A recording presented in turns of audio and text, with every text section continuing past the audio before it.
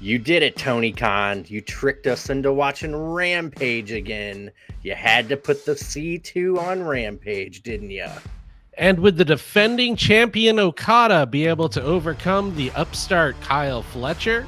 And the Beast Mortos dominates the secret 13th member of the C2, Aaron Solo, and gains 3 points to, wait, none of that happened. He did beat him, but Aaron Solo's, what? I don't know what the hell they did that. All that more this week's episode of Grapple-Sauce. Hit it, Dave. Hey, everybody. Daver here. Welcome to the show, and welcome Chandler and Chad. Hey. Chandler's back as well. How we doing, boys? How we like watching Rampage? One of us might have forgotten to watch Rampage, but how was Rampage? I didn't mind it at all. The C2 brought it up to a different level, I guess. Yeah. It's probably one of the last, third of the last Rampages ever, I guess, too. I'm gonna fact check that. I think you're right, but go ahead. Yeah, man, they put the C2 on there, so it was enjoyable for me. Had an Okada Briscoe match in the Blue League. We had another Blue League, Beast Mortos and Daniel Garcia. And then a Gold League, Ricochet and Commander, which that match was actually pretty darn good. As the kids would say, it slapped. Wait, Ricochet finally had a good match? You can't really do that against Claudio and Takeshita, but at least Commander could get a good one out of him. I'm being silly. They fed off of each other's flippy dippy vibes, so it just kept getting more outrageous. So yeah, it was good. Good. I'm pretty sure they made some stuff up during that one. I've never seen some of this stuff happen before. Yeah, that's okay. I think Collision was the funniest episode of AEW we've ever had. I laughed, I'm not kidding, I think for 3 or 4 minutes straight at a certain point. So that's how Collision's going, but there were some good C2 matches on there, so we'll get into that. Collision was really good in my mind. I love how you had your reaction to what you laughed at, and then I thought it was kind of neat. No, if you liked it, good, more power to you. But I think for me, I think a certain angle is dead in the water, and it's going to take a lot for me to care about a certain group. And I do have an idea of how you could do it, because it's causing me a lot of misery and probably a lot of other people. But I think it'd be a good way to get people back onto a current angle they got going on. We'll put it that way. Okay. Yeah, we'll get into that. But before we get too far, we got to have everyone do something for us. Take out that elbow, get it ready to go. Elbow drop that like button, baby. And then get your opponent, powerbomb that mother fudger right into that subscribe button. Don't forget to subscribe. 95% of our viewers aren't subscribed. I'm kidding. I have no idea what percentage or anything like that. But and don't forget to leave a comment. We want to know what you're thinking. We want to talk about what you comment. Please. Yeah. Aren't you so excited for AJ Francis to main event the next TNA pay-per-view? Come on, guys. Let's get talking about that. Yeah.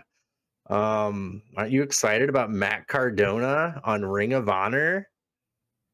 I am, actually. Are we excited about Jericho in Ring of Honor? Ooh, yeah. I'm going to watch it as much as I always have. Yeah. Which is none. Yeah. But yeah, we appreciate your support. Again, don't forget to subscribe. Tell us what you want to talk about. We'll talk about it with you. And hit that like button. Apparently that helps. Exactly. But yeah, let's talk about Rampage first. I'm not going to go too much detail about it. Had a Blue League match, Okada versus Briscoe. Uh, Briscoe put up a good fight, but Okada hits a Rainmaker for the win. That gives him 3 points for the match, 4 total, counting the 1 point he got for the draw against Garcia. Then we had another Blue League match, the Beast Mortos versus Daniel Garcia. Quite enjoyed this match. Daniel Garcia ends up getting the win with a jackknife cover, giving him also 4 points, 1 for the draw with Okada, and 3 for this match. Yeah, I enjoyed it. Then the main event was Ricochet and Commander. I wasn't very excited during their entrances, but once the match started getting going, I was like, oh, okay, I like it. uh, Ricochet ended up winning with a axe kick, a Death Valley driver, then the Spirit Gun. Lots of flipping, a lot of counters. Really like Commander landed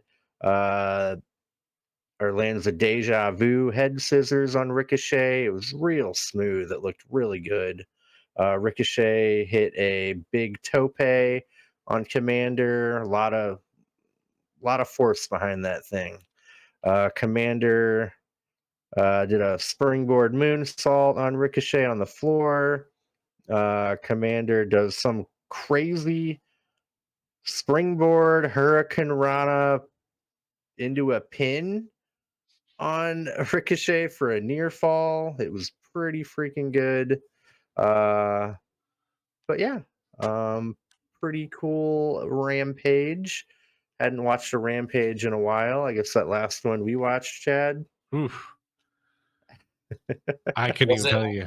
was was it a not? while ago. Oh, I thought that was because it was a bad one, but you didn't even remember. Oof. Yeah, no. No, every time I've watched them, I've usually enjoyed them, but it's Friday night. I Yeah. usually work. I think I'm glad that Rampage is interesting now, but I hate to say it. And I should have watched Rampage, and I want to go back and watch those matches. But putting the majority of these C2 matches for Collisions and Rampage, I don't really think it's boosting ratings. It just, to me, it's making the C2 feel less important. Yeah. Like, I know, and it sucks because I accused them, and I think very rightly so. The C2 was great last year. It made Dynamite and Collision very entertaining. But we got to World's End, there was like no matches, or like no matches with like good build. So, and that was a very big criticism. And so they're trying to like build stories, but I feel like that's like really messing up the flow of the C2. And I'm badgered on about it so much about being all one league on one show, all the other league on the other show. I still advocate for that, but especially putting like 3 matches on Rampage, it just feels like it doesn't matter. Like, oh, Okada and Briscoe, it didn't matter. You already knew who was gonna win. Ricochet Commander, it doesn't matter. You already knew who was gonna win. Like all those stuff. Like, and there have been some like big upsets with this year. It just feels like it doesn't matter, and it's really sad. So I don't know. I hope, I know, and that's also like, why are you trying to boost ratings on a show that's not going to exist in 3 weeks? Yeah. Yeah, I don't know. I thought it was pretty weird myself. I don't know. Maybe it was just kind of like we got to get these matches in, and they couldn't finagle with enough time. I don't know. I'm sure. And see, here's the issue: is like I'm sure there just wasn't enough time between Full Gear and World's End to do the C2 exactly how they did last year. Yeah. But I feel like you could have done it in a way where like almost all of the matches of the Blue League are on Dynamite, and almost all of the matches on the Gold League are on Collision, and you throw a couple on Rampage, because last year, right? I completely forgot, but like not all those matches were the same. There was like one C2 match on Collision, and there was one Collision League match on Dynamite, but like that was because Danielson missed the first week. Yeah. And so Andrade had a match to make up, and Danielson had a match to make up, and but there was only once, and it was like it kind of made sense. So I don't know. Overall, I think the C2 and the storytelling and the matches is good this year, but it just doesn't feel as important as last year. Doesn't feel like a high stakes like sporting tournament. No. Feels way more like sports entertaining. Yeah. Not a lot of urgency. No, not a lot of stakes. Well, I also feel like, and I know it's obviously not the case. It's just, it feels like everyone's just losing. Where all we're talking about is, oh, someone lost. Oh, someone lost. We're not really like, except for Kyle Fletcher, obviously. He's the only one who's really winning right now. And I'm sure that's the point. And again, I'm not saying this was like Kyle Fletcher's fault or anything, but it's just like, oh, Okada lost. Daniel Garcia lost. And then Briscoe's been losing. Mortos has only lost. Commander's only lost. And I know that's like literally only nitpicking, but like I don't know. It just feels like all I can think about on this tournament is who's losing, rather than last year. It was all about who's winning, who's accruing points, and you know, I don't know. It doesn't feel the same as last year. True. Yeah, it's weird. I don't know. Anyway. So yeah, you want to get in Collision? Oh yeah. Look, I say all that. I enjoyed 2 of the 3 C2 matches greatly on this show, and a lot of the other stuff was fun. Yeah, we started out with a Gold League match, Darby Allin versus Commander. Darby had yet to win a match at this point. Let's see. Yeah, Darby ends up picking up the win with a leg lock pin. He couldn't get his Last Supper in because he took a beating during this match. Not from Commander, I wouldn't say, but from himself. He beat up himself. What was like? He did a tope to Commander, who was sitting in a chair. Commander moved, and he just slams his back into the empty chair on a Collision. Save that for a pay-per-view, bro. You know, you just said, Dave, oh, they're trying to boost the ratings on Collision, and in a perfect world, stuff like this would keep bringing people back. But when the C2 ends, Darby Allin isn't going to be doing this on Collision, right? He's only doing it now. So it just kind of feels like a waste. Yeah. I just don't know why he's got to beat the shit out of himself every match. Like, it's either someone throwing him around like a rag doll or him hurting himself. Yeah. Like by accident. And it's like, unfortunate because he's actually a very good wrestler. Like, he doesn't have to do all that. Like, he can put on great matches without killing himself. When he wasn't flinging himself at crap, he was able to hang in there with Commander, who we all think is like very flippy, and Darby Allin was hanging in with him and having a fun time, and then he would just chuck himself at 45 miles an hour into the ring post, and you're like, oh, forgot that's how he takes damage. Yeah. Let's see. Yeah, Darby had a weird like tumble over the top rope too, where he like landed weird on his leg. Kind of worried me. But yeah, man, I don't know. Like, I respect Darby Allin a lot. I like watching him, but like, it's getting kind of old. Like, him either getting the shit beat out of him to where it's like sad, or like him doing daredevil things, high risk, high reward. Oh, you didn't get that reward, buddy. Like, yeah, I don't know. It's just kind of getting like unenjoyable for me. Yeah, I think for me, a couple weeks ago, even we were like, oh, Darby Allin's going to be the one to beat Moxley and do all these great things. And like now, it's so far gone for me that it's not even like, oh, I could see him like as a world champion. Like I just don't want to see him anymore because he just kind of gets beat. And like, oh, cool, he beat Commander, the guy who gets beat. So Mhm. like, I don't really care about Darby Allin right now, and he's not having exceptional matches. He's having like fine matches. Yeah. Yeah. Um, I mean, I know they don't need another belt. Maybe if they were to uh, combine the Continental and the International, maybe give him like get make a hardcore division for him. I don't know. Hey, bring back the FTW title for Darby. Yeah. Yeah. Maybe Yeah. maybe Darby should win the Ring of Honor World title. What about that? Wow. I don't know. It's not bad. Nope, not bad at all. Holy shit. Yeah, man, I'm just like I don't see him as a world champion.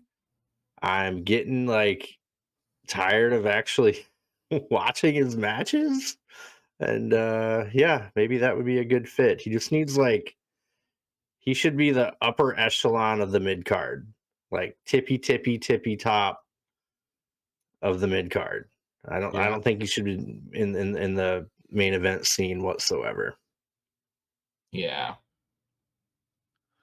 Yeah. Yeah. No, he's kind of more of an attraction, really. Like, I don't know, stories can be good. Like the Brody King stuff was pretty fantastic, but yeah, it's I don't yeah, like you said, I don't think he's a realistic world champion for them at all. No, he's a great TNT champ. Yeah.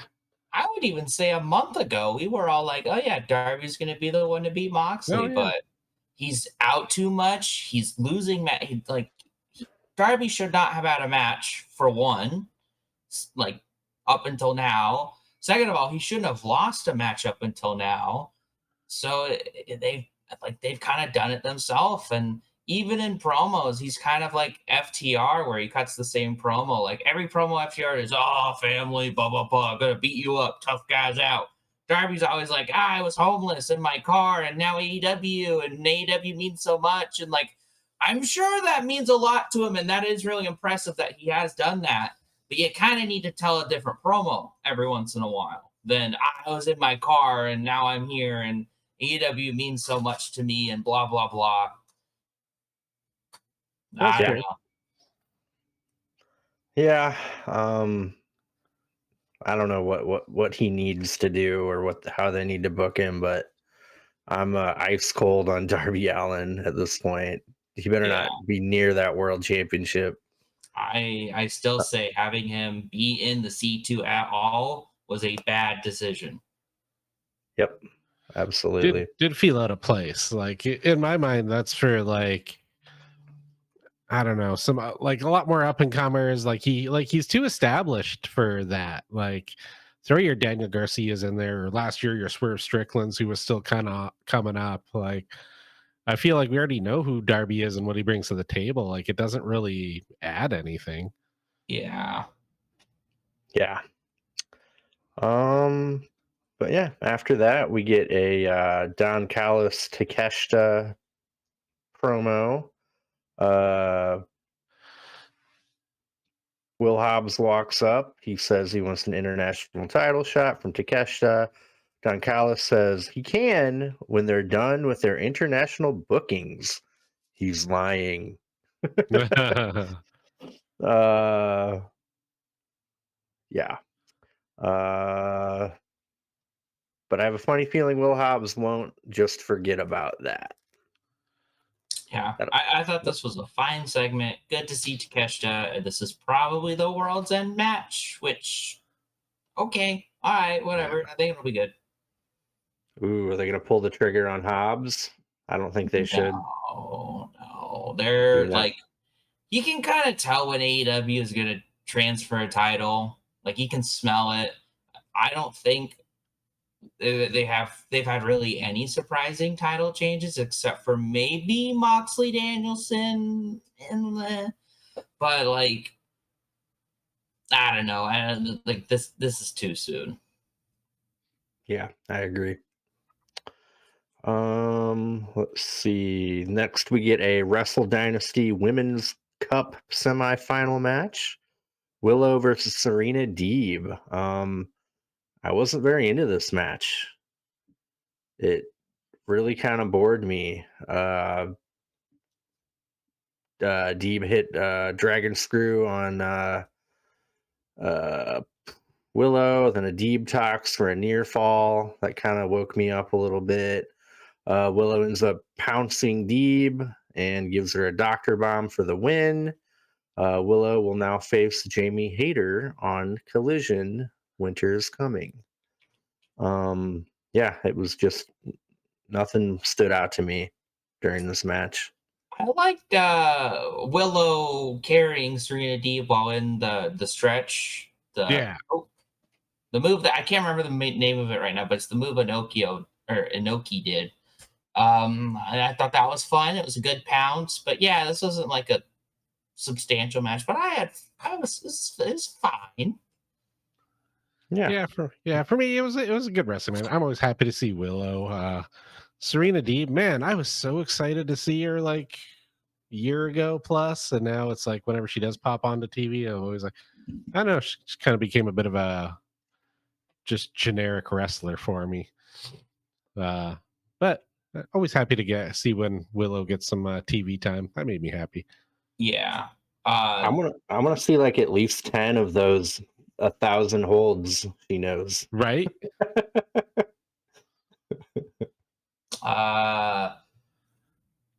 How are we excited for that Britt Baker Serena Deeb feud we're gonna get here? Because she had that shirt that said nobody cares, and that's what Britt Baker said when Serena Deeb came out. So they're progressing it, guys. They progress stories, okay? So who's excited? Right? Everyone, no, not it's just me. Am I the only one? Oh, that's sad.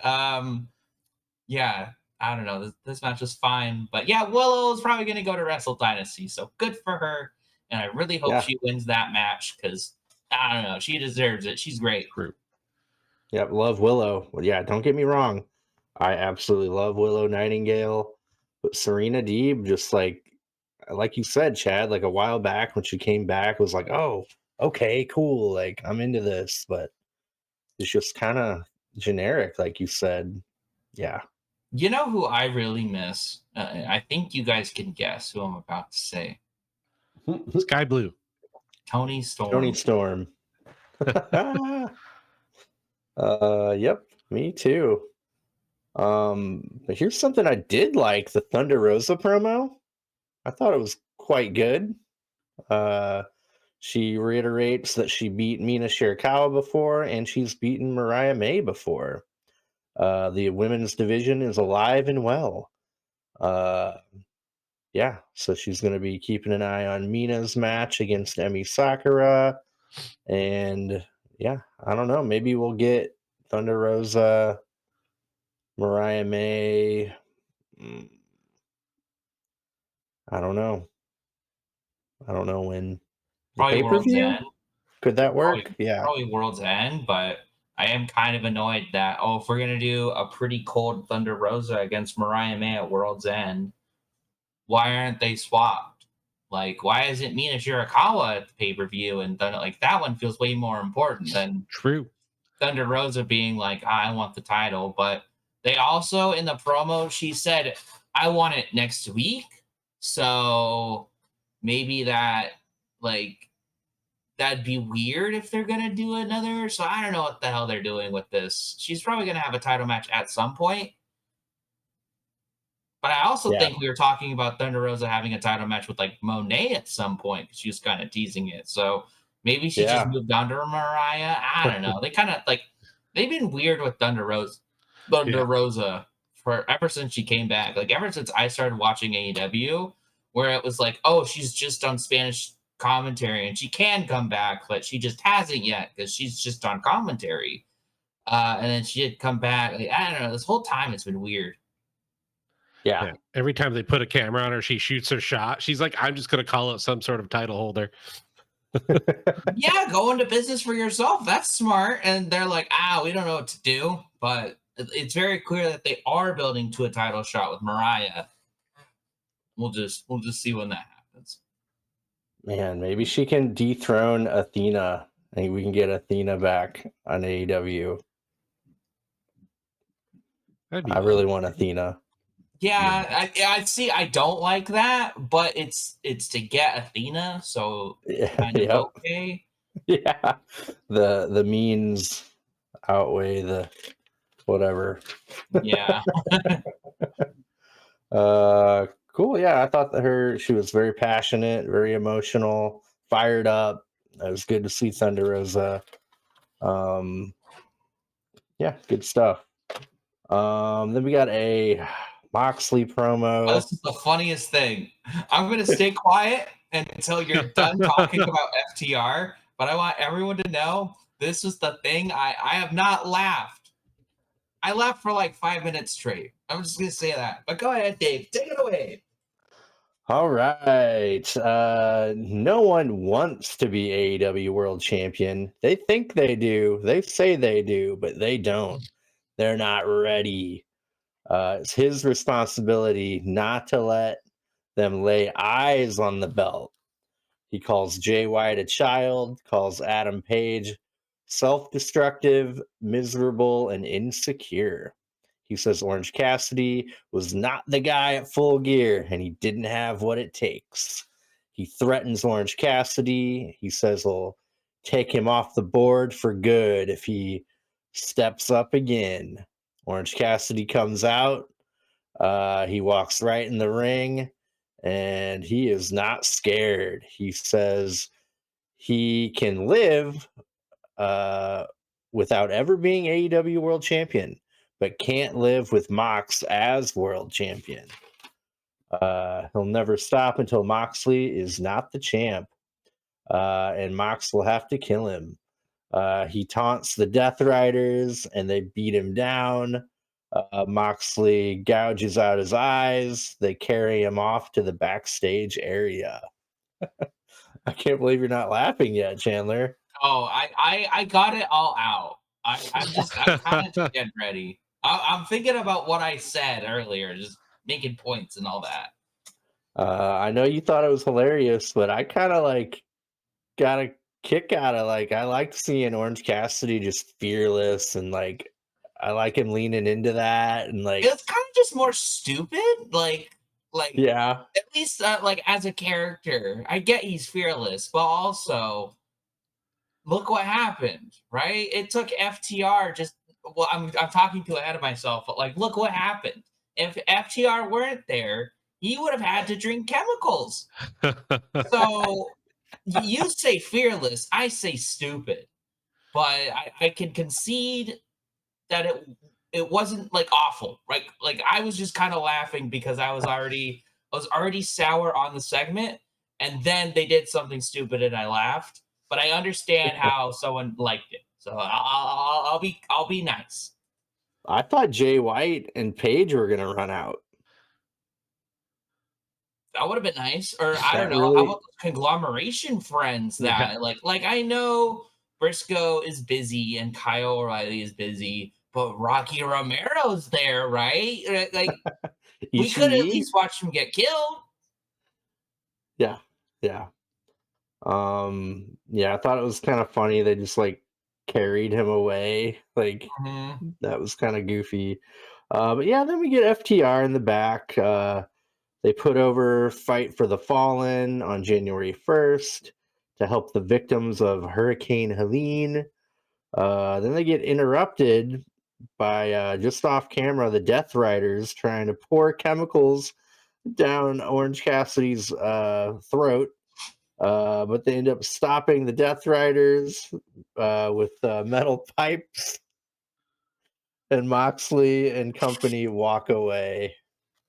Oh God, I'm Damn remembering it. it. It's so bad. It's Now like it's funny. Now it so is funny. I Shit. got spoiled on this segment, but here's how I thought it happened. I thought it was go to commercial, come back. Orange Cassidy is tied up, and they're about to pour chemicals down his throat, and FTR saves him. So, and I heard everyone saying this is awful. So I was like, that I was honestly like, okay, that's not that awful. It's cheesy, sure, but it's not like the worst thing ever. But then I watched it, and so my perspective is I'm a little grumpy because, like, seriously, why isn't Tony Khan doing anything about these guys at this point? It's getting too bad because they showed us this year that a guy choked out Jack Perry and got fired for it. So now that they're pouring chemicals down someone's throat, don't you think these guys should get fired? But at least like with the Elite storyline, they beat up Tony Khan, they beat up Kenny Omega. So in that storyline, they took out anyone with power that opposed them. They had, like, I kind of do need them to kill Tony Khan at this point. And I know that's just repeating the story, but like, give me some reason why they can run rampant, and then I'll stop questioning it, right? Like, Tony Khan's the authority, the secret authority. They're gonna reveal it at World's End. Maybe like that would kind of be like awful, but it would it would make a little, it would be awful, but at least it would make sense. And Only so if he and then comes out Orange wearing a Cassidy devil comes- mask to really tie the two worlds' ends together. Tony Khan was the devil. Oh my god, this is so terrible. Okay, so Moxley starts talking, right? I'm already grumpy. And he's like, no one wants to be a world champion. And I'm like, all right, like, I get what he's saying, but I don't really care. And then Cassidy comes out and he just takes his shirt off and he threw it at someone and he's like, yeah. And I really do think because I wasn't into the segment, I just lost it and was giggling and I thought this was stupid. And then they beat him up in like a really comical way. I felt like it wasn't like a scary beatdown. It was a comedy beatdown. Like it felt like it was from Family Guy. And so they carried him to the back. But I was just giggling through the commercial break. And then we get into FTR. And I'm giggling because I don't like FTR. And I'm like, oh yeah, that's how you make this good. And then they're shilling stuff. And then they start talking about hurricane victims. And I'm like, all right, I should stop laughing. That's a little, and so it wasn't funny.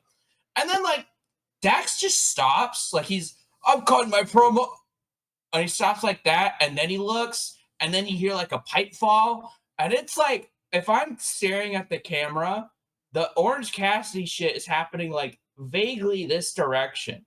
So like they should have seen this. And it's not like they're dragging Orange Cassidy in. No, they're there. They're in position. They were there before the promo started. Yeah, like that's why it's so funny. It's because they're in eyesight. Was Orange Cassidy just silent? Like he's just like taking it. And so they're like, oh crap, we gotta run it. But like they wait because they gotta show them getting close with the chemicals. And so then they come up. And I know Dax Harwood's the greatest wrestler alive. I get that. And Cash Wheeler, he sucks, but at least he had a metal pipe. But it's still 4-on-2, guys. Like, and again, I pointed it out at Revolution. Moxley and Claudio did beat these guys. So I was just like, this is terrible. But I was laughing so hysterically the entire time because it was so funny to me, just all of it. So in like one segment, they killed this angle, at least for me.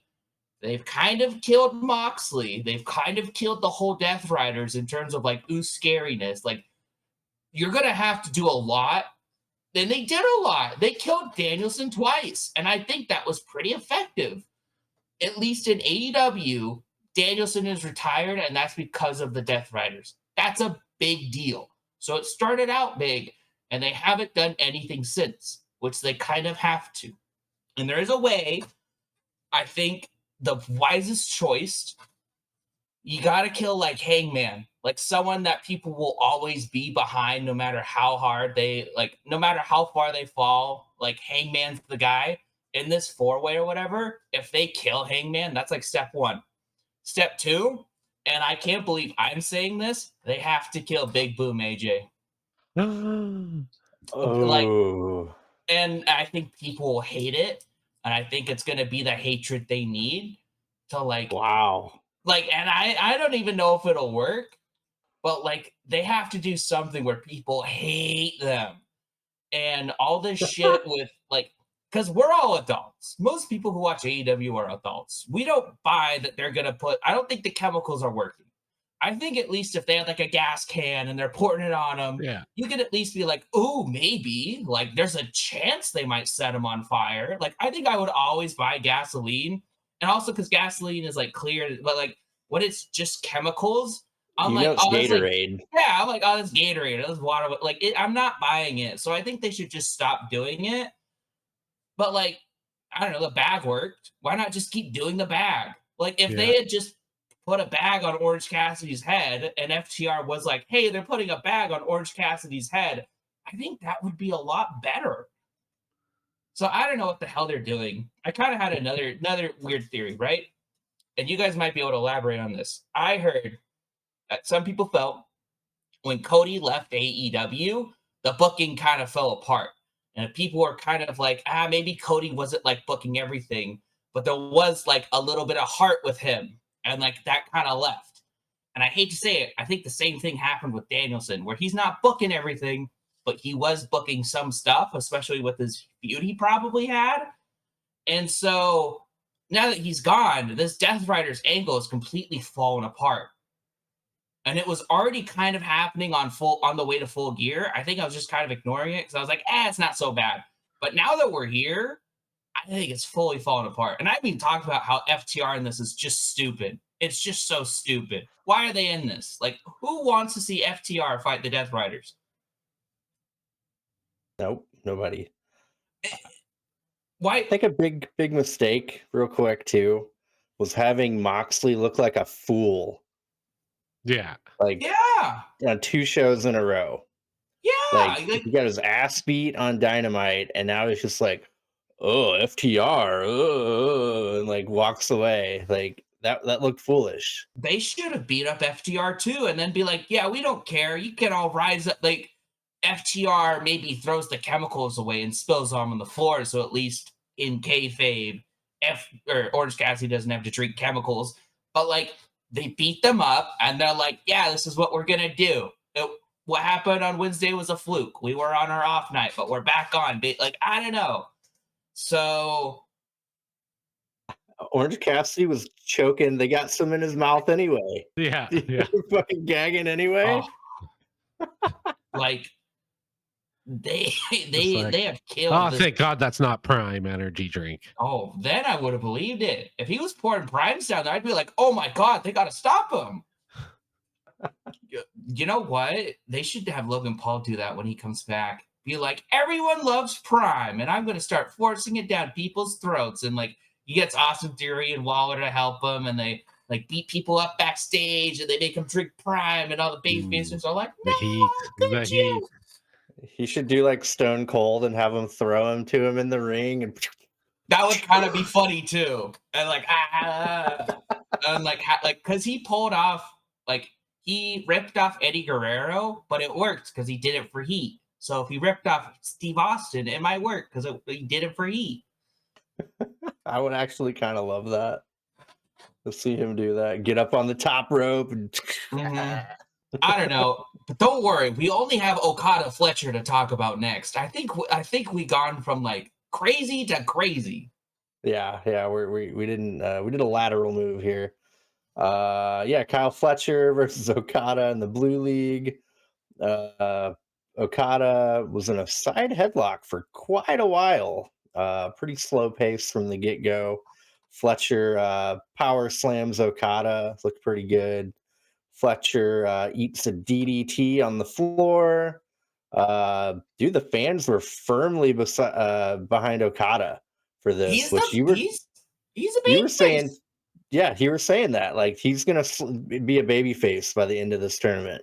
Especially with Fletcher, because at least Fletcher's kind of the only heel with heat right now, and it's because he beat Ospreay, and they're doing the Ospreay's better chance. Like I think Fletcher's the only thing succeeding right now in AEW. I might be wrong, because that's kind of a very bold thing to say, but I think he's like you could argue Private Party, Okada, Garcia, but they're not like. Private Party haven't been booked since Full Gear, which really sucks. Takeshita cooled off. Well, because they don't have him on. Yeah. They need to have the guy whose gimmick is good matches to go out there and have good matches. Yeah, That's fair. Fletcher's working, Mercedes working. Hurt Syndicate is working. I Yeah. forget them. I'm digging the Hurt Syndicate, and you're right on Monet. But like Fletcher's like the only thing really succeeding right now. Really clicking. You're right. Yep. But yeah, fans are just chanting Osprey's better. They're firmly behind Okada. Okada gets Fletcher or gives him a backbreaker, then an elbow drop, but he doesn't cover. He keeps doing that, and it's costing him. He flips off the camera. Fletcher gives Okada a last ride power bomb for a near fall. Fletcher kicks Okada in the balls when the ref wasn't looking, hits a sheer drop brainbuster for the win. Cheated to win. So that gives him 9 total points. The leader of the Blue League. Well, this is also Okada's first loss in AEW. Yeah. Damn. Wow. Holy shit. Like, That's pretty monumental. that's kind of why I said this to you guys when we were not recording. The only thing I'm really upset about this match was it was on Collision, and I get they're trying to get ratings and people to go, oh, Okada's on there, maybe I'll go. But like, it's almost like if Fletcher upset Okada and no one saw it, did it really happen? Well, yeah, it did. They recorded it, but like, did it really? Like, it's like the crowd was like, what? Oh. Oops. I don't know. This match was fantastic. I really liked it. This was my favorite thing on the show. I thought that last ride that Fletcher hit on Okada was really nice. Yeah. Like Okada came out to like play and even mentioned that on commentary where they were like, Okada looks mad, and he doesn't really look mad, but he looks mad right now at Fletcher for how long he's staying in. And I really liked that. And then Fletcher with the upset, I think that was my biggest criticism of the C2 last year was there wasn't really any big upsets, but there was one, at least now, with Fletcher beating Okada, which I didn't think would happen. I would have thought another draw maybe. And then I don't know if they did it on purpose, but that's how Okada beat Fletcher back in when they had their first match on Dynamite a little whiles back was Okada low blowed and hit the Rainmaker, and now Fletcher in a way got his payback. He did a low blow and hit a brainbuster. Nice. So I really liked the match, and good for Fletcher. Let's see what that goober keeps doing. Yeah. No, it's interesting. The C2 belt holder took a pretty big loss, in my opinion. So I thought he was going to somehow eke through either like undefeated with some draws, but makes sense, I guess. Kyle's kind of hot, and he's kind of the biggest heel in the company right now. Mm-hmm. Yeah, there's a chance Okada won't even be in the quarterfinals. God, I hope not. I think that would be lame, but you're right. I think Fletcher will probably go undefeated unless like Briscoe or Garcia get a shock win on him, but that's what it's going to have to take because those are the only two people left because he's beaten Muertos. He beat Okada, obviously, and then who else? Who am I missing? Oh, Benjamin, duh. So all he's got left is Briscoe and Garcia, so he can very easily go undefeated. Or maybe that'll be a big upset for Garcia or Briscoe too, and that would be interesting. But yeah, I still like. If anything, this just gets me more behind Okada, and like any anger I have towards Fletcher is like that's what I'm supposed to feel. I'm supposed to feel, dang that bastard, he beat Okada. What was that? They said, yeah, he did his job. Yeah. So like kudos to him. I want to watch his matches, but then when he wins, I'm like, you bitch. How could you? Yeah, maybe this is the catalyst to get Okada to kind of get a little more serious and be the Rainmaker again, huh? Because who does Okada have left? Okada has Muertos. Benjamin. Ooh. That'll slap. Ooh. Because we know, spoilers, I have Collision Winters coming pulled up. We only know 2 matches, but one of them is Muertos and Okada, which means they're saving Benjamin and Okada. Ooh. C2's still cooking. But yeah, I really liked this match. Best thing on the show, in my opinion. Yeah, I'm into Fletcher a lot, dude. Yeah, you're right. He's working like this whole gimmick of him rising to the top and beating Osprey, now Okada. Like that's two big notches on your belt right Yeah. there. So yeah, I think it's working great. I like the Don Callis family a lot.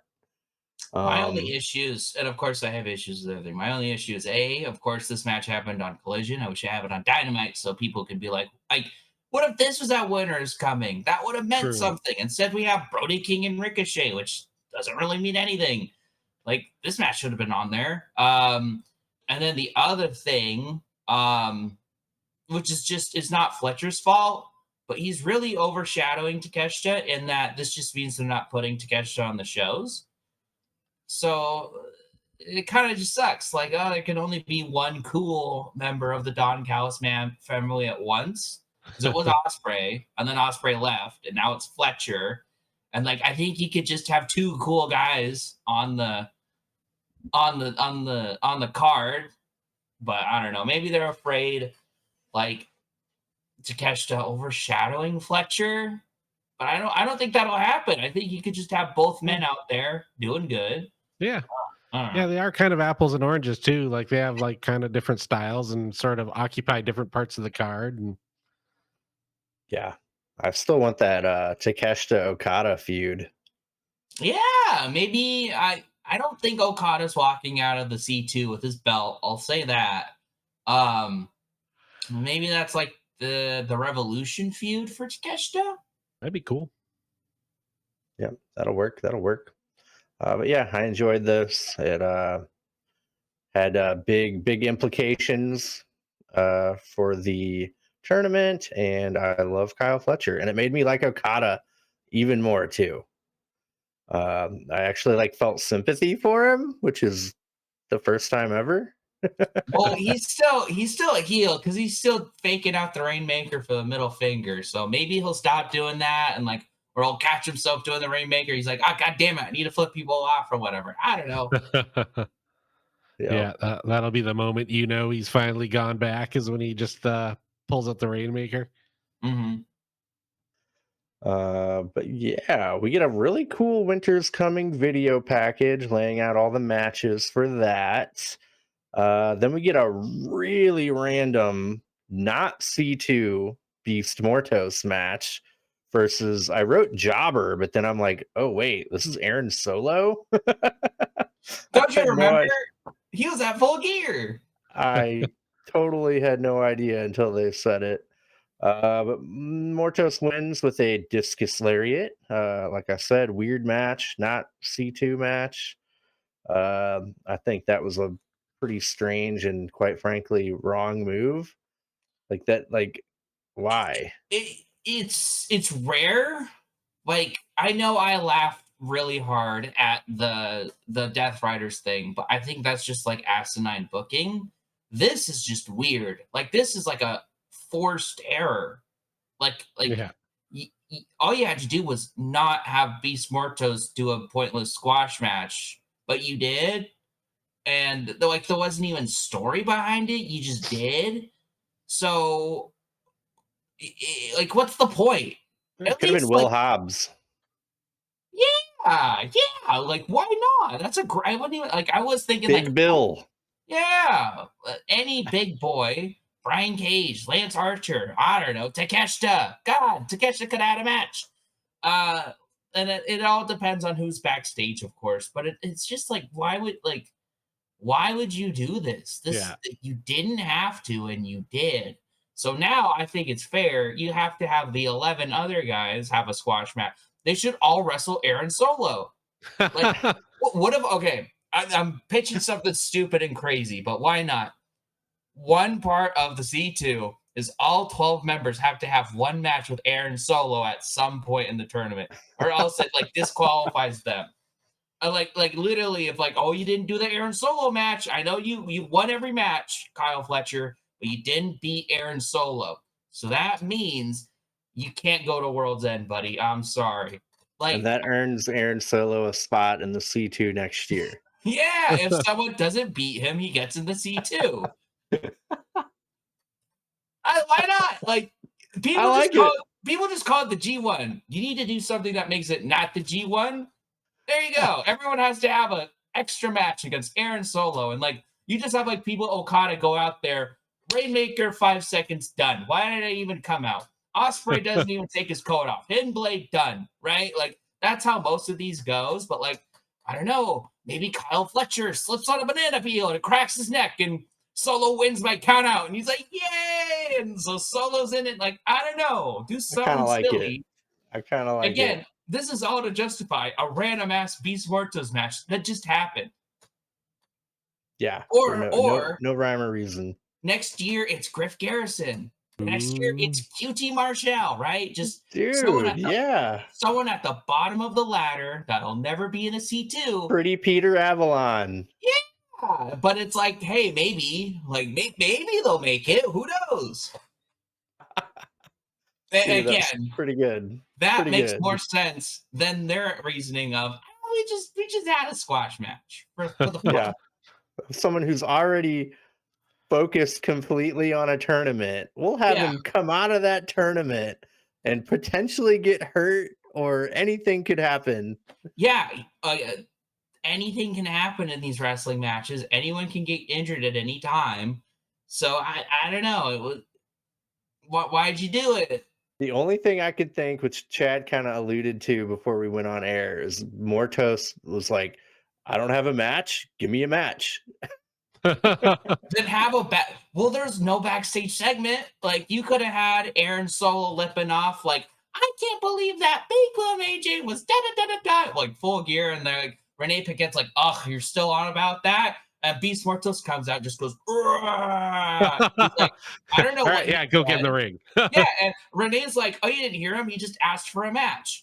Like, go get in the ring. He just said you're in a match. And he's like, I don't want it. And he just goes, and Renee goes, you should get in that ring, bud. Like, I don't know. Yeah. Like, but the wasn't there. So, again, all of this makes more sense than, we'll just throw him out there for the hell of it. Yeah, true. Yeah, it was weird. It was weird. Oh, my God. One more thing. I forgot to mention this about the Fletcher Okada thing. Tony Schiavone annoyed the hell out of me. And I get it. He was doing his job. It was one thing. Fletcher beat Okada. Big moment. Nigel was like selling it so well. He was like, I have goosebumps. This like means a lot. No one thought this was going to happen. This is crazy. Like Fletcher's on a run. And like Nigel's like, this is crazy. Oh my God. And then Tony Schiavone goes, you know what else is crazy? Our all-in kickoff party. And so I was like, I get it. I get it. You got to sell. You got to keep moving on. But like, I felt like it was like 20 seconds of, wow, that was crazy. And then they just moved on. Yeah. And so I can't It's usually Excalibur's job to no sell the moment. Yeah. And so it's like, God, AEW just doesn't let stuff breathe. Like, they're just always moving, always got to move on. And it's like maybe we could have cut to a commercial break, and then Tony Schiavone comes back and says, wow, that Okada Fletcher match was crazy. I still can't believe it. Nigel goes, yeah, man. And then Tony Schiavone goes, you know, we got to talk about our all-in kickoff party. Like, he could have done something like that, but it really bugged me. So I was like, we can't, like, be in awe for a second that the guy who hasn't lost a match at all in AEW ever was just beaten by Fletcher? Yeah. I don't know. That was just something that annoyed me, but I'll move on. Then we got something I'm kind of interested in, the breakup of Top Flight. Action Andretti and Leo Rush get confronted for eliminating Dante Martin and Darius Martin in the Dynamite Dozen Diamond Battle Royal. Action Andretti had a great point, and he's like, that's how battle royals work. You know what was fair enough. You know what was a really good moment back in the day? I think it was the 2014 Rumble. All three members of the Shield were in it. And like, I think Dean Ambrose and Seth Rollins were trying to eliminate Cesaro. So it's like, ooh, are they going to get close? And Roman Reigns comes up and takes out all three. So Roman Reigns just pulled out both of his members of the Shield. But you know what they did about it on Raw the next week? They're Laughed. yeah, they're just like, whatever. We would have done the same thing. Like, we were kind of Yep. idiots. We were all standing around like quails, and you just came, you took advantage, man. Like, we get it. So I think just kind of like aping off of that, like they're just kind of like, whatever, it's cool. Yeah. Leo Rush says Top Flight keeps losing, and him and Action Andretti are going to go for the tag titles. They argue a bunch and decide to settle it in the ring, which I think that'll be a really good match. That's going Oh to be yeah. the last Rampage match.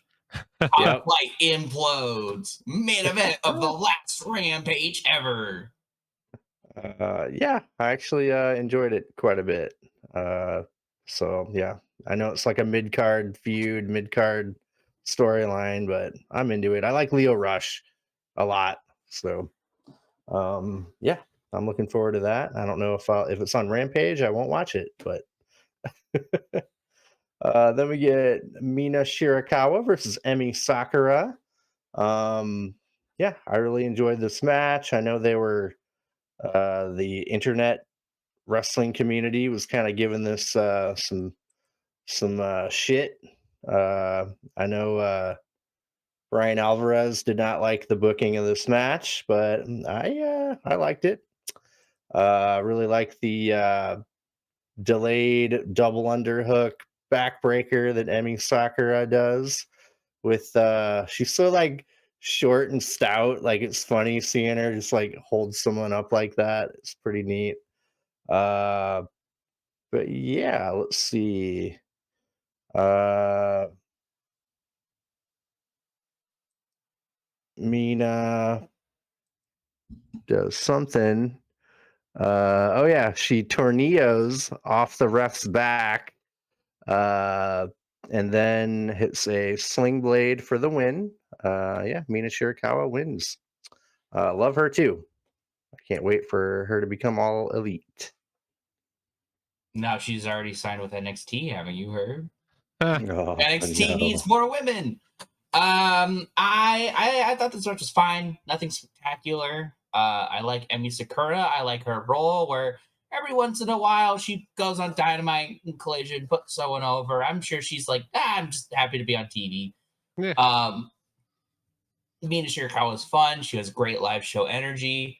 The only thing I would say is this felt a little OC Wheeler Yuta esque, where it's like, look, Mina shouldn't bury at me, but this is going on pretty long for someone who's got a title shot coming up real quick. But That's fair. Yuta is a lot lower than Emi Sakura on the totem pole, like respectively. So it wasn't that big of a deal. It was still a fine match. Yeah, I don't know. It was fun. Yeah. Yeah, I was sports entertained. I love both of them, and I like their characters. I just had fun. I didn't really think of it in terms of like who's stronger or weaker. I'm like, oh, it's just some cool characters, and I'm enjoying this. Yeah. I Yeah. definitely agree with Dave. I would love Mina to be signed by AEW like soon. There's got to be a reason. Like, she's still probably on contract with Stardom, obviously, but like Tony Khan, you got to snap her up. Because if you Mhm. don't, Shawn Michaels will. He's unrelentless. He's like, I'm going to just have the best women on the planet because I feel like it. I don't Yep. care. Yeah, absolutely. Yeah, love Mina. Looking forward to her title match. Speaking of, we get a really great Mina Shirakawa Mirai May video package here. A lot of footage of their history together in Stardom and their feud and their tagging together. It made me a lot more invested just seeing it. So It I made thought they did. me almost think they built the title match between Mariah and Mina well. It Yeah. almost had me convinced her. I Yep. was like, they've done a Yeah. good job of bucking this. I'm like, wait, no, they haven't. Yeah, I think the video package did a lot of good for the But this feud. was this was definitely the man. I really miss Tony because like that shit was so good with the Mina feud and then the Mariah feud building up. Like I loved all of that, and now I'm like, man, at least Yeah. Monet's good, but like No, whenever Mariah comes up and she's got the title, I'm like, oh yeah, I forgot that she was the world champion. Doesn't stick for some reason. I don't know why. Yep. Yeah. Then we get a little backstage segment between Mark Briscoe and Daniel Garcia. Mark Briscoe says he sure does suck at C2s, but then he decides he needs to start applying himself. I love that. It's pretty fucking cool. Garcia says he likes that Briscoe stays positive, and he's gonna knock Briscoe down. And they shake hands. They respect each other. I like that. Then we get our main event, Blue League match: Mark Briscoe versus Daniel Garcia. Garcia starts out really aggressive. Both guys, we get a both guys chant, which I love when those happen. Let's see, Garcia tries to fire up Briscoe by like pushing his face and slapping him on the butt. And I think that might have backfired for old Garcia. They fight on the floor. Garcia ends up doing his dance, which we haven't seen in a long time. And he does a drop kick on Briscoe while Briscoe's sitting in a chair on the outside. They at one point in the middle of the match, they like slap hands out of respect and then beat the hell out of each other. Briscoe does his Cactus Jack elbow on Garcia. Danny hits a superplex and a pile driver for a near fall, but Briscoe does a froggy bow for a near fall, and then Briscoe ends up winning with, dude, I have never seen this move, and I love it. A cutthroat driver. Love it, dude. It was so cool. But yeah, that was totally unexpected for me. Go Jay Briscoe or Mark Briscoe. You keep Yeah, his that was. brother's name out of your mouth. Yeah, I look, know. I have a match with Mark Briscoe coming up. Dave's gonna have a match with Mark Briscoe coming up. Chad, Yeah. make it No, I'm not four-way. doing it. No, because then I might accidentally end up in a program with Chris Jericho. Ooh, yeah, you'll get over, brother. Nobody wants that. But yeah, man, this match was really good. Like, I loved it. I love Daniel Garcia. I think they're doing Garcia right. I think they're doing Garcia and Briscoe both right. So I thought this match was really good. I did still like Okada Fletcher more, but this match was done pretty well. Yeah. And I liked how Briscoe and Garcia were still like, yeah, we cool after the fact. Like sometimes I feel like people only want conflict, and they're like, oh, I want Garcia to like beat up Briscoe and blah blah blah. It's like, no, like. Yeah. Garcia and Briscoe are both bigger than this, and I like Briscoe having points on the board earlier, and like it's one of those things where it keeps both Briscoe and Garcia alive in the C2 to where like they can go against Fletcher. Like those are both the two last Fletcher matches in the C2, and I'm like, ooh, like I don't think both of them would beat Fletcher, but I believe that one of them would.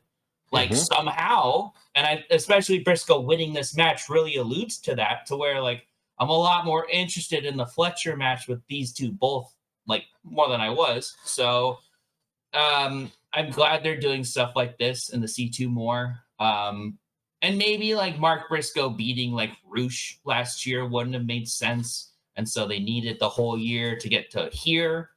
So I don't know, but I'm digging it. I like Mark Briscoe in the C2 a whole lot more than I did in the beginning.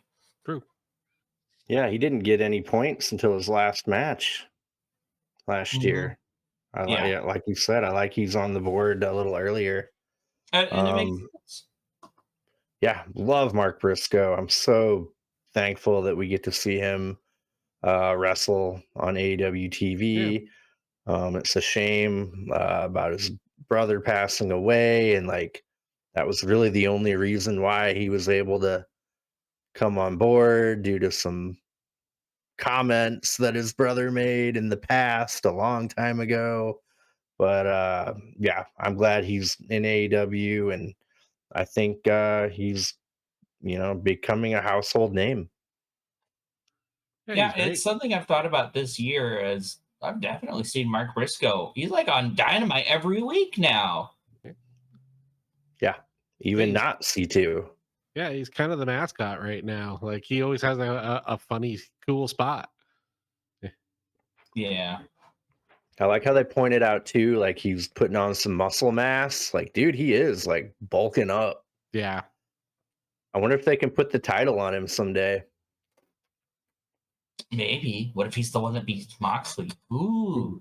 That'd be Think cool. didn't think of that now, did ya? I That'd thought be of that. cool. I thought of that like I think about that with like every single person we see on Dynamite. I'm like, what if they're the one do it? Because like that's kind of it's no one right now. There's no one that's gonna beat Moxley right now. So why not Mark Briscoe? It's just as likely as everyone else. I don't know. I think right now they could book anyone to beat them. But they would just have to start booking someone to beat them. True. So I don't know. But overall, I think Collision was very hot and cold for me because the Fletcher Okada match I loved. Briscoe Garcia was really good, but then they killed the main event angle dead in the water for me. And they dragged FTR into them, which I was so ready to be interested in FTR because I wanted them to go after Private Party, and I wanted that. Like, I want them to put Private Party over. Don't get that wrong, but like, I think that would have been really good, and it would have been really, really constructive. I don't think FTR care about the tag team division. FTR cares about themselves. So if they're not going to win a title or go to Wembley, they don't really care right now, which kind of sucks. Yeah. I don't know. That really sucks. So I don't Put some know. people over though. They can't always be top guys, okay? Oh no. I think right now the way AEW is booked is Dax Harwood on his own could probably beat Private Party for the tag titles, and that's sad. The way they book, just because he's the greatest wrestler ever, brother. Yeah. Especially if they say something about his family. Oh, heavens forbid if they say something about his family. Yep. They added something to the Winter's Coming Dynamite. Are you guys ready for what it is? It's not Dynamite, it's Rampage. Matt Cardona will be on Rampage. Winter is coming. Yeah. But everything else on Dynamite is still the same. It's still Mariah May and Mina Shirakawa. I hope that's the main event. I really think that should be the main event. Claudio Ospreay in the Gold League, which I think I'm talking a lot about Fletcher. I think Claudio is very interesting in his own league because, it's kind of the same thing. Always cheating. Shit, are they going to have Claudio cheat and beat Ospreay too? Who knows? Ricochet, Brody King. I hate to say it. I do not care about that match. Brody King isn't winning this tournament, but I don't want Ricochet to win, so I don't know. Adam Cole and Kyle O'Reilly, everyone's favorite. Pac and Moxley versus Jay White and Orange Cassidy, which I hate to say it. I don't care about this match anymore. I know I did on Dynamite. I know I did like 3 days ago, but they did so much damage to that whole stable in that one segment. I'm like, whatever. Like, oh well. And then Collision Winter is coming. It's Jamie Hayter and Willow Nightingale for the International Women's Cup qualifier final, and then Mortos and Okada, which will be pretty good. We'll get our Julia Hart return. Oh yeah. That'll be good. Yeah. Be funny if that was a big swerve and then that's where Tony Storm came back. You know what? I'd be fine with it because that means Tony Storm's back. What if like Tony Storm is goth now and joined up with Julia Hart, and like timeless Tony Storm retired, but now it's goth Tony Storm. I don't know. I don't know. I just want to see Tony Storm again, and like it'd be an interesting stable with Julia Hart. Yeah, it would. But yeah, looks like some fun shit coming up. They better start building for World's End though, a lot harder. Well, I think. I mean, they've already got Cole MJF's shenanigans. They'll be fine. Exactly. We'll just watch Cole and MJF the whole show, and that'll be good. I think. Okay, so they actually have. When are we getting Monet and Anna Jay? I think that's Holiday Bash. I forget. They actually have booked Yeah, out a I think it lot. is So Holiday let me Bash. look. Let me look. Let me look. Let me look. So Dynamite Holiday Bash. Darby Osprey. It's just Darby, Osprey, Anna J. Monet. Okay. So we are getting something for that. And then it's Ring of Honor. What about Christmas Collision? Nothing. Oh, Christmas Collision is in the Hammerstein Ballroom. That's kind of neat. Mm-hmm. Okay, so that Holiday Bash is the furthest out we know for AEW right now. And Fight for the Fallen, but we don't know what. Yeah, what they I'm have. talking matches. It's the furthest we know for matches. Okay, so we'll have the main title 4-way. We'll have the final of the C2, and then the 2 quarterfinals. So that's 4 matches. MJF and Adam Cole, baby. Probably gonna have like Takeshita and Hobbs. Probably gonna have Swerve and Lashley too. Yeah, Most yeah, I likely. feel like it's kind of heading that way. The Um, 4-way world title. yeah, that was one of these. That was Oh. the first one I said. We don't have like I'm gonna say women's title match because they've only been doing one a show, Mhm. and it's not really conclusive of which one they're doing, but they're gonna do one. So we only need like 1 or 2 more to get to a full pay-per-view card. So we're kind of there, but like they're not doing a really good job booking anything outside of the C2. So they've kind of butchered up the C2 to make way for stories, but a lot of the stories suck or they're ending at like Winter is Coming. Yep. We got to have some House of Black versus Death Riders too coming out of that'd that. be cool. The Brody Claudio fiasco. Maybe like that could be interesting. Maybe get those trio titles back. Sure, why not? why not? I don't know. Make them matter more again, please. Yeah, but with Malachi leaving any day now. Yeah, you never know when that guy's out of AEW. You don't want to put a title on him. Come on. Let's give one to Julia Hart. Or just like grab someone random from the back who's like, we brought out Nick Camarado. He's in the Yeah, Chad. Yes. That's your boy. Nick Camarado is the leader of the House of Black, and he's like, I don't know. I literally never seen him other than a picture, so I don't know how he talks. But he's like, man, I'm not goth. I don't know what you want from me. I don't have tattoos. What do you want? You And can they're make like, AJ Boom the leader of the House of Black. Have a little goth Rizzler. Oh my god, no. You just don't change anything. So like Brody King and Buddy Murphy are like, Buddy Matthews. Oh my god, I can't believe I did that. But Buddy Matthews and Brody King are like, we're gonna beat you up and kill you and stuff.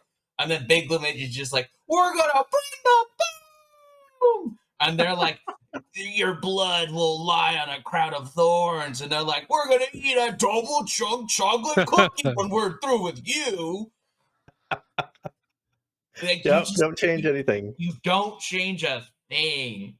And you have young, and they're going to go for the trios titles, and all of them are down, and Moxley comes out. He's going to make sure that Death Riders win, but the Rizzler rises up from the timetable, and he just stops him, and Moxley's because at this point, Moxley would be stopped by a 7-year-old child. He'd be like, hold on, I can't. That guy's, he's in my way, man. And he's like, okay, I see you. And he just walks away. And exactly. Who cares anymore? Nothing matters in AEW right now but Kyle Fletcher, apparently. Yeah. I'm okay with that. Credits to Kyle. He's pulling it off. Like, I don't think this would work if he wasn't working, but it's like he has stepped up a notch. Like, he's like, oh yeah, I can wrestle well. Now I can wrestle really well. He'll be world champion by the end of 2026. Yeah. I think I can. Because what if he's the guy that beats Osprey whenever Osprey gets his Yeah. mitts on it? Ooh. Okay. Yeah. Yeah. Love Kyle Fletcher. I've seen it coming for a while now. Like before he had that star-making Osprey beatdown. Yeah, he's good. I'll be Real honest, good. I didn't. I thought he was like, well, again, I thought they were going to push him as, oh, he's Osprey too, guys. Isn't that great? And it's like, well, Osprey's still around. We don't need an Osprey too. But they have really changed him up. And, he still does the flippy nonsense, but he's like, I feel like he's different. Yeah, his character works pretty fantastic. He comes off to me as like a credible bad guy. Like you said, man, I want to see him get punched in the face. Yeah, like he's doing his job really well. And like, oh, he beat Benjamin. Dang it. I really wanted Shelton to win. And oh, he beat Okada. Dang it. Like it's working. Yep. It's working good. Cool. Yeah, we got some cool stuff coming up. Yeah, I think that just about does it. What do you think? Yeah, Raw's tonight. Ooh. We'll get to see the fallout of the New Day angle, which will be exciting. We'll get to see what Drew McIntyre's up to. So there's Yeah. some interesting stuff still going on in WWE. We had the big DIY heel turn. Yeah, that was pretty solid. So I don't know. There's some interesting stuff going on in WWE right now. Yeah, no, I'm actually planning on throwing Raw up on my second monitor while I play some PoE 2. New obsession since the early access for that came out. So gotta wrap this up quick. Raw starts soon, brother. Oh man. What happened to the day? I know it flew by. I wanted to watch Collision and Rampage before, but I was like, oh crap, I can only watch Collision. Heard that. Cool. Yeah. Thank you, gentlemen. And everyone out there, don't forget to subscribe, elbow drop us, like us, comment. We want to know. If you think we suck, tell us. Anything. Write it down. Yeah. Yeah. If you think we have great live show energy, let us know. Yeah. If you want to see Chandler eat a double chocolate chip cookie chunk boom chunk monkey, somebody else say something. I'm digging myself. Bring the boom! By the way, big news on AJ. He's getting the boot off in 2 weeks, and he says he's going to be back wrestling in 4. He's going to be at All In. Man, he's got some John Cena energy going on. My goodness, that man can work. He's not going to be stopped. They need to make him like a big deal, right? You know what? At this point, just have him beat Moxley. Why not? Give us a good David Arquette win. Who cares? At least Big Boom has wrestled before. As long as he takes Kyle Fletcher out on his way up. Yeah. Yep. Just have him beat everyone. I love it.